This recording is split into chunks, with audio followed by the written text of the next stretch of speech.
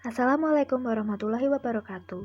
Kami dari kelompok 10 dengan anggota Nur Hidayah, Desti Widayati, Clara Angelina, dan Ahmad Sanusi akan menjelaskan materi ekonomi manajerial yaitu tentang analisis resiko.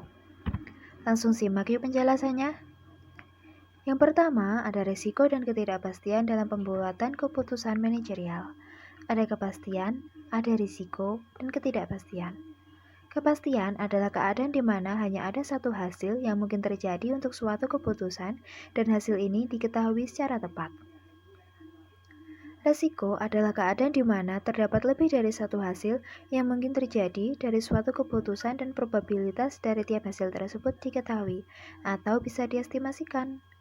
Dan ketidakpastian adalah situasi di mana terdapat lebih dari satu hasil yang mungkin dari suatu keputusan dan probabilitas dari kemunculan masing-masing hasil tidak dapat diketahui dan tidak pula dapat ditafsirkan. Dalam menganalisis pengambilan keputusan manajerial yang melibatkan resiko, kita akan menggunakan konsep-konsep strategi, kondisi alam, dan matriks ganjaran.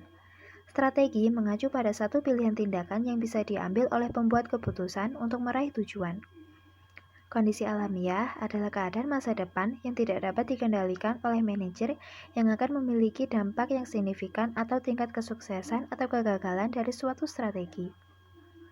Dan matriks ganjaran adalah tabel yang memperlihatkan hasil-hasil yang mungkin terjadi dari setiap strategi berdasarkan setiap kondisi yang alamiah. Yang kedua, yaitu mengukur risiko dengan distribusi probabilitas. Probabilitas adalah peluang atau kemungkinan suatu kejadian akan muncul. Contohnya, bila probabilitas perekonomian tumbuh pesat pada tahun 2017 adalah 0,25 atau 25%, hal ini berarti bahwa terdapat satu peluang dalam 4 kondisi tersebut akan muncul. Contoh lainnya, dalam perekonomian suatu negara, kita bisa memperoleh 3 kemungkinan kondisi perekonomian di masa depan, yaitu tumbuh pesat, normal, dan resesi, dengan probabilitas masing-masing seperti terlihat pada tabel 1 berikut ini. Kondisi perekonomian pesat berkisar antara 0,25 atau 25%. Kondisi perekonomian normal yaitu sebesar 0,50 atau 50%. Dan kondisi resesi yaitu sebesar 0,25 atau 25%. Jadi total keseluruhan adalah 1 atau 100%. Kemudian selanjutnya dalam tabel 2 adalah hasil perhitungan dalam evaluasi proyek, yaitu proyek A dan proyek B. Walaupun kedua proyek tersebut hasil yang diharapkan sama, tapi lebih baik memilih proyek A karena resikonya lebih rendah. Kemudian pada gambar 1, distribusi probabilitas untuk proyek A lebih rapat dari nilai yang diharapkannya dibandingkan dengan distribusi probabilitas proyek B. Dengan demikian, proyek B lebih beresiko. Dan pada gambar 2, dengan menyebutkan banyak kondisi alamiah, distribusi probabilitas laba yang menyerupai tangga untuk proyek A dan B menjadi halus dan kontinu. Saya Clara Angelina akan menjelaskan mengenai ukuran risiko absolut standar deviasi, pengukuran kerapatan atau derajat penyebaran distribusi probabilitas dengan memakai standar deviasi yang disimpulkan dengan simbol sigma. Standar deviasi mengukur tingkat penyebaran hasil-hasil yang mungkin dari nilai yang diharapkan. Semakin kecil nilai sigma, semakin rapat distribusi, dan semakin resiko. Cara menghitung nilai standar deviasi dari suatu distribusi probabilitas melalui 3 langkah, yaitu yang pertama, nilai deviasi, yang kedua, varian, yang ketiga, standar deviasi. Sebagai contoh adalah berdasarkan hasil perhitungan pada tabel 3, kita mendapatkan standar deviasi dari distribusi probabilitas laba untuk proyek A adalah $70,71, sedangkan untuk proyek B adalah $212,13. Hasil tersebut menunjukkan sebaran laba absolut dari rata-rata laba tiap proyek dan menggambarkan pula tingginya sebaran laba dan resiko proyek B dibanding proyek A. Yang selanjutnya adalah mengukur probabilitas dengan distribusi normal. Distribusi normal berbentuk lonceng gereja dan simetris pada nilai rata-rata 0 dengan standar deviasi 1, dan luas seluruh area di bawah kurva mewakili probabilitas total sebesar 1. Berikut adalah gambar 3 yang mengenai area di bawah kurva distribusi normal standar. Berdasarkan gambar tersebut terlihat 68,26% area total di bawah kurva normal standar berada di antara plus atau minus 1 standar deviasi dari nilai rata-rata 0. Kemudian 95,44% area berada di antara kurang lebih 2 sigma dan 99,74% dari area berada dalam kurang lebih 3 sigma. Yang selanjutnya adalah ukuran resiko relatif, koefisien variasi. Standar deviasi bukan ukuran yang baik untuk membandingkan tingkat sebaran atau resiko relatif yang berhubungan dengan dua distribusi probabilitas atau lebih yang memiliki nilai yang diharapkan atau rata-rata yang berbeda. Distribusi yang mengandung nilai yang diharapkan atau rata-rata terbesar mungkin memiliki deviasi yang lebih besar, tetapi tidak selalu memiliki dispersi relatif terbesar. Untuk mengukur dispersi relatif digunakan koefisien variasi, di mana perumusannya adalah standar deviasi dari suatu distribusi dibagi dengan nilai yang diharapkan atau rata-rata. Poin selanjutnya adalah teori utilitas atau kepuasan dan penghindaran risiko. Sebagian besar manajer bila dihadapkan pada dua proyek alternatif dengan nilai yang diharapkan setara, tetapi dengan risiko berbeda, maka secara umum akan memilih proyek yang lebih tidak beresiko. Walaupun demikian, ada pula manajer yang memilih proyek yang lebih beresiko, netral terhadap risiko, dan sebagian besar adalah memilih pada kondisi penghindaran risiko. Kondisi tersebut dapat dijelaskan melalui kurva pertambahan kepuasan dari uang yang terlihat semakin meningkat, konstan, dan turun. Sebagai realisasi dari pernyataan tersebut dapat dilihat pada gambar 4. Berdasarkan gambar tersebut, terlihat di saat uang atau kekayaan seseorang sebesar $10.000, maka kepuasan dari uang tersebut akan terjadi di titik A, yaitu 2 util. Bila uang yang dimiliki meningkat menjadi $20.000, maka masing-masing individu akan berada di titik B, C, dan D, di mana pada titik B hanya memberikan kepuasan 3 util dan berbentuk dian di titik C mampu memberikan kepuasan sebesar 4 util dan berbentuk garis lurus atau konstan. Akhirnya di titik D dapat memberikan kepuasan tertinggi yaitu 6 util dan berbentuk cembung. Kesimpulannya, bila kurva berbentuk cekung adalah kelompok penghindar risiko, sedangkan yang berbentuk garis lurus termasuk kelompok netral dan berbentuk cembung lebih tepat disebut pencari risiko. Yang selanjutnya, seorang manajer penghindar risiko tidak selalu akan menerima proyek investasi yang bernilai yang memiliki nilai yang diharapkan atau laba bersih positif. Selanjutnya, keputusan manajer untuk menerima proyek atau menolak proyek harus mengetahui kepuasan uangnya. Sebagai contoh, bila seorang manajer harus memutuskan menerima atau menolak suatu proyek baru dengan probabilitas 40% bila laba sebesar $10.000 dan 60% bila rugi sebesar $20.000. Dari sisi moneter, pengambilan proyek yang diharapkan adalah positif, maka bagi manajer yang tergolong netral resiko dan pencari resiko akan menerima proyek tersebut. Hal tersebut dapat dilihat dari tabel 4, yaitu mengenai pengembalian yang diharapkan dari proyek. Akan tetapi, bagi penghindar resiko akan memiliki fungsi kepuasan yang berbentuk cekung, sehingga kepuasan yang diharapkan akan negatif. Sebagai realisasi dari pernyataan tersebut dapat dilihat pada tabel 5 tentang kepuasan yang diharapkan dari proyek. Yang selanjutnya adalah gambar 5 mengenai fungsi kepuasan dari manajer penghindar risiko.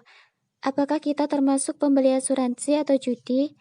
Bila seseorang mengasuransikan rumahnya dengan alasan keamanan, maka perilaku tersebut dianggap kontradiktif dengan seseorang yang suka membeli tiket lotre. Bagi orang yang lebih memilih mengasuransikan rumahnya, maka tergolong penghindar risiko. Dan sebaliknya, bagi seseorang yang suka membeli tiket lotre, disebut pencari risiko. Sebagai realisasi dari pernyataan tersebut, seperti dikemukakan oleh Friedman dan Savage melalui kurva pada gambar 6, yaitu mengenai fungsi kepuasan dari individu yang membeli asuransi dan berjudi. Dari gambar 6 tersebut terlihat di titik 0 sampai titik A, kurva berbentuk cekung sehingga tergolong penghindar resiko. Kemudian di titik A ke arah atas terlihat cembung sehingga tergolong pencari resiko. Kesimpulannya, di saat pendapatan rendah orang masuk penghindar resiko. Dan sebaliknya, bila pendapatan sudah tinggi akan menjadi pencari resiko. Saya Nur Hidayah akan menjelaskan poin tentang penyesuaian model penilaian risiko. Secara umum, kita mengenal nilai keuntungan adalah selisih dari penerimaan dikurangi dengan biaya. Oleh karena tujuan perusahaan adalah memaksimalkan keuntungan, maka model valuasi dari perusahaan adalah terdapat rumus nilai perusahaan seperti yang tercantum. Dengan keterangan, P adalah laba yang diharapkan dari masing-masing tahun dari N yang dipertimbangkan. N adalah tahun yang dipertimbangkan. R adalah suku bunga diskon yang sesuai untuk dipakai dalam menghitung nilai sekarang dari laba masa depan. Sigma adalah jumlah nilai sekarang atau hasil diskonto dari laba masa depan. Dalam pembagian ini akan diperluas model valuasi tersebut untuk mengakomodasi proyek-proyek investasi yang melibatkan risiko. Dua metode yang paling sering dipakai adalah suku bunga diskon yang telah disesuaikan risiko dan pendekatan kesepadanan kepastian. Yang pertama, suku bunga diskon yang telah disesuaikan risiko. Penyesuaian model valuasi perusahaan untuk mengevaluasi proyek investasi yang melibatkan risiko dengan menggunakan suku bunga diskon yang telah disesuaikan risiko, yaitu terdapat rumus nilai sekarang neto dari proyek investasi seperti yang tercantum. Yang kedua, pendekatan certainty equivalent. Pendekatan kesepadanan kepastian menggunakan suku bunga diskon bebas risiko sebagai penyebut dan mengakomodasi risiko dengan memodifikasi pembilang dari model evaluasi, yaitu terdapat rumus seperti yang tercantum. Poin selanjutnya yaitu teknik-teknik pengukuran risiko lainnya dalam pengambilan keputusan. Yang pertama, pohon keputusan.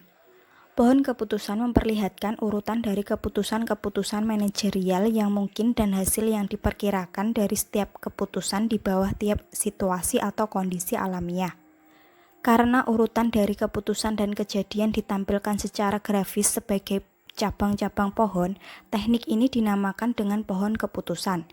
Pembuatan pohon keputusan dimulai dengan keputusan-keputusan terawal dan bergerak maju dari waktu ke waktu melalui serangkaian kejadian berbeda bisa terjadi. Pohon akan bercabang sampai semua hasil mungkin digambarkan. 2. Simulasi. Metode lain yang bisa dipakai untuk menganalisis situasi pengambilan keputusan kompleks di dunia nyata yang melibatkan risiko adalah simulasi.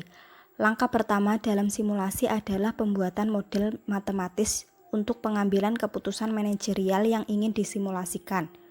Model ini menggambarkan dalam bentuk matematis yaitu persamaan, hubungan antara output dari komoditas dengan harganya, hubungan antara output harga input dan biaya produksi, hubungan antara output dengan depresiasi, hubungan antara output biaya penjualan dan pendapatan, hubungan antara output pendapatan dan pajak, begitu seterusnya.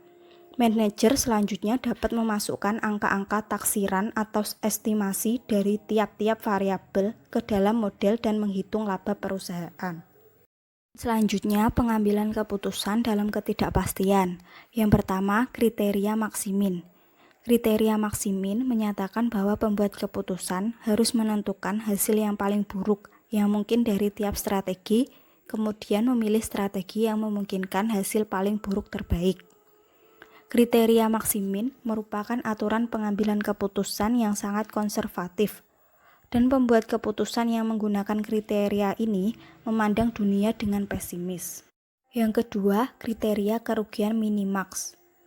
Kriteria kerugian minimaks menyatakan bahwa pembuat keputusan harus memilih strategi yang meminimumkan penyesalan atau biaya kesempatan maksimum dari keputusan yang salah, apapun kondisi alamiah yang muncul secara aktual.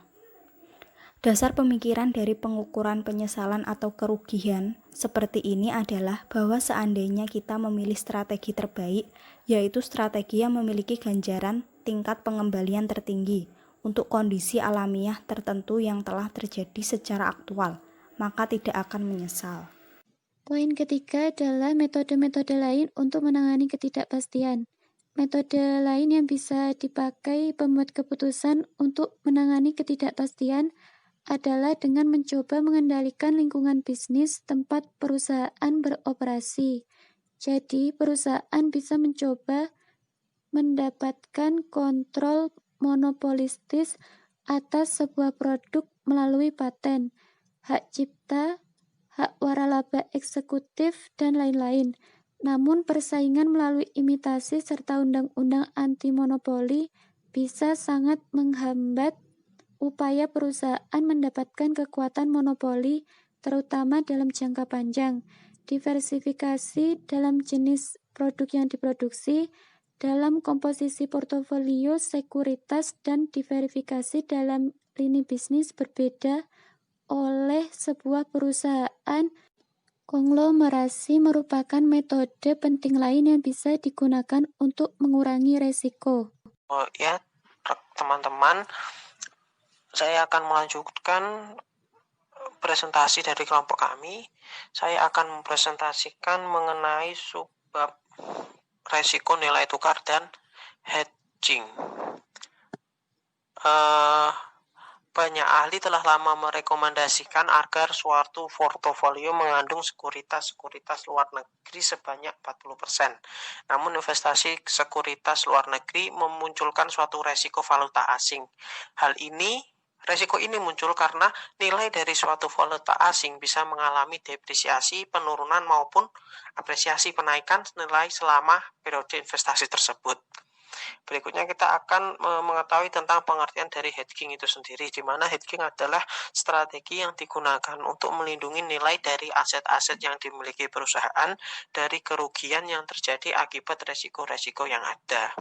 Hedging ini mengacu pada perlindungan dari resiko yang terdapat pada valuta asing. Hedging biasanya dilakukan dengan memakai kontrak forward. Kontrak forward ini ialah suatu kesepakatan untuk membeli atau menjual suatu valuta asing dengan jumlah tertentu pada kurs tertentu pula dan akan dikirimkan pada tanggal tertentu di masa depan. Hedging juga bisa dilakukan dengan melalui kontrak future, di mana kontrak future adalah kontrak forward terstandarisasi untuk kuantitas valuta yang ditetapkan di muka dari tanggal kalender terpilih. Oleh karena itu, kontrak future ini lebih liquid daripada kontrak forward. Kontrak forward dan kontrak future juga bisa digunakan untuk tujuan spekulasi atau perhitungan ramalan lah yang bisa menghasilkan keuntungan atau kerugian dalam skala besar. Nah, teman-teman, setelah kita mempelajari mengenai resiko nilai tukar dan hedging, kita akan masuk kepada subbab berikutnya, yaitu mengenai informasi dan resiko. Pada subbab informasi dan resiko, biasanya resiko itu sering muncul berasal dari kurang atau tidak memadainya informasi yang didapat. Dalam kasus ini ada 3 poin penting yang harus kita ketahui berkaitan dengan informasi dan resiko. Yang pertama yaitu mengenai informasi asimetris dan pasar barang rusak, dan yang kedua mengenai pasar asuransi dan pilihan berlawanan, dan yang terakhir yaitu mengenai masalah bahaya moral. Yang pertama kita akan masuk kepada informasi asimetris dan pasar barang rusak. Sebelum kita masuk kepada poin pertama ini, kita lebih dahulu akan mengenal mengenai apa itu asimetris. Menurut Kamus Besar Bahasa Indonesia, kata asimetris itu mempunyai makna tidak seimbang, tidak sama, sepadan, dan lain-lain. Jadi yang dimaksud dengan informasi asimetris di sini adalah suatu informasi di mana salah satu pihak menerima informasi yang relatif lebih sedikit dibandingkan pihak yang lain. Salah satu pihak dari transaksi, yaitu pembeli atau pembeli seringkali memiliki lebih sedikit informasi dibandingkan pihak yang kedua dalam hubungannya baik dengan kuantitas maupun kualitas dari produk dan jasa yang ditawarkan kepada pembeli. Salah satu contoh informasi asimetris di sini ialah pada pasar barang rusak. Pasar barang rusak di sini adalah suatu pasar yang menjual barang-barang bekas atau barang-barang yang telah dipakai, seperti halnya pasar mobil bekas maupun kipas angin dan lain-lain. Pada pasar ini secara spesifik penjual mobil bekas tahu secara tepat kuantitas dari mobil yang mereka jual, tetapi calon pembeli tidak. Akibatnya harga pasar untuk mobil bekas akan sangat tergantung pada kualitas rata-rata dari mobil bekas yang tersedia untuk dijual. Pemilik barang rusak dengan demikian akan menerima harga yang lebih tinggi dari nilai barang sebenarnya. Sementara pemilik mobil-mobil bekas berkualitas tinggi akan menarik mobil mereka di pasar, sehingga menurunkan kualitas rata-rata dan harga mobil bekas yang tersedia untuk dijual. Penjual mobil pada pasar barang bekas ini kan biasanya yang mengerti tentang kekurangan atau kerusakan yang sebenarnya dari mobil bekas itu adalah si penjual. Nah, biasanya kan informasi yang diperoleh dari pembeli itu kan tidak sebanyak yang dimiliki penjual. Hari ini karena bisa saja si pembeli hanya melihat apa yang dia lihat dan apa yang diketahui tentang produk tersebut. Bisa juga dengan apa yang dipaparkan oleh penjual. Nah, sedangkan yang dipaparkan oleh penjual kan belum tentu kalau yang dipaparkan itu benar-benar semua telah diberikan kepada konsumen. Maka dari itu pada pasar barang rusak terjadi informasi asimetris. Nah, permasalahan informasi asimetris ini dapat dihilangkan atau dikurangi dengan pengumpulan lebih banyak informasi oleh pihak yang kekurangan informasi, sebagaimana contoh dalam pasar mobil bekas, pembeli potensial bisa meminta mobil dievaluasi oleh pusat layanan otomotif independen atau dealer mobil bekas, bisa menandai mobil-mobil berkualitas di atas rata-rata dengan menyediakan garansi. Jadi dengan kita meminta mobil dievaluasi oleh pihak-pihak yang paham mengenai mobil tersebut, maka pihak pembeli bisa mengetahui informasi yang tersimpan potensial dalam mobil tersebut. Hal ini karena orang-orang yang telah ahli pasti tahu seluk-beluk dari produk yang dia geluti, seperti itu. Selanjutnya kita akan masuk kepada poin kedua, yaitu mengenai pasar asuransi dan pilihan berlawanan. Persoalan pilihan yang berlawanan muncul tidak hanya dalam pasar mobil bekas, tetapi juga dalam setiap pasar yang didirikan oleh informasi asimetris, seperti pasar untuk asuransi kesehatan individu. Di sini seorang individu tahu lebih banyak tentang kondisi kesehatan daripada perusahaan asuransi, bahkan setelah melakukan pemeriksaan medis sekalipun. Pada masalah pas perusahaan informa asuransi ini, biasanya orang yang sakit atau yang beresiko tinggi seringkali melakukan pendaftaran yang lebih banyak.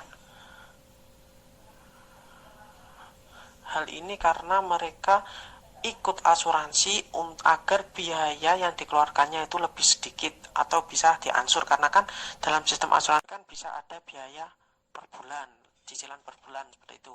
Sedangkan orang yang sehat biasanya ikut asuransi ini dengan tujuan untuk jaga-jaga di masa depan. Hal ini karena kan kita tidak tahu apa yang akan terjadi di masa depan. Nah, karena ketika sebuah perusahaan asuransi di sini, karena ketika sebuah perusahaan asuransi menentukan premi asuransi untuk individu rata-rata, yaitu individu yang memiliki kesehatan rata-rata, kemungkinan individu yang tidak sehat membeli asuransi lebih besar daripada individu yang sehat. Karena masalah pilihan yang berlawanan ini, perusahaan asuransi dipaksa untuk menaikkan premi asuransi yang semakin merugikan bagi individu-individu sehat untuk membeli asuransi. Hal ini menaikkan presentasi dari individu tidak sehat dalam pool individu yang diasuransikan. Pada akhirnya premi asuransi harus sangat tinggi agar individu yang tidak sehat pun berhenti untuk membeli asuransi. Nah, alasan masalah pilihan yang berlawanan muncul dalam pasar semua jenis asuransi. Dalam masing-masing kasus, hanya orang-orang beresiko tinggi yang membeli asuransi, dan hal ini memaksa perusahaan asuransi menaikkan premi. Perusahaan-perusahaan itu mencoba mengatasi masalah pilihan yang berlawanan ini dengan mewajibkan calon pembeli asuransi melakukan pemeriksaan medis, mengenakan premi berbeda untuk kelompok umur dan pekerjaan berbeda.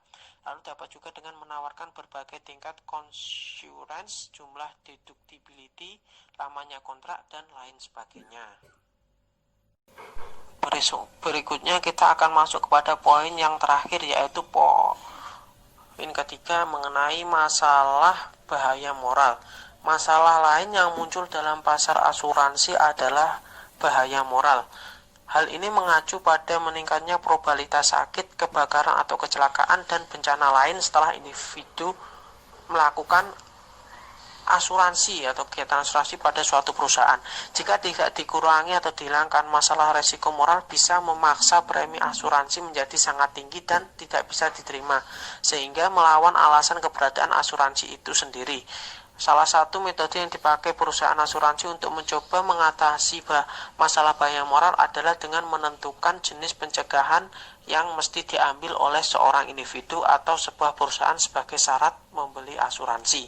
Cara lain yang digunakan oleh perusahaan untuk mengatasi atau mengurangi bahaya moral adalah dengan cara coinsurance, yaitu istilah yang mengacu kepada mengasurasikan hanya sebagian kerugian yang mungkin atau sebagian nilai properti yang akan diasuransikan. Sekian presentasi dari kelompok 10. Semoga dapat bermanfaat, dan apabila ada tutur kata, kami mohon maaf yang sebesar-besarnya. Wassalamualaikum warahmatullahi wabarakatuh.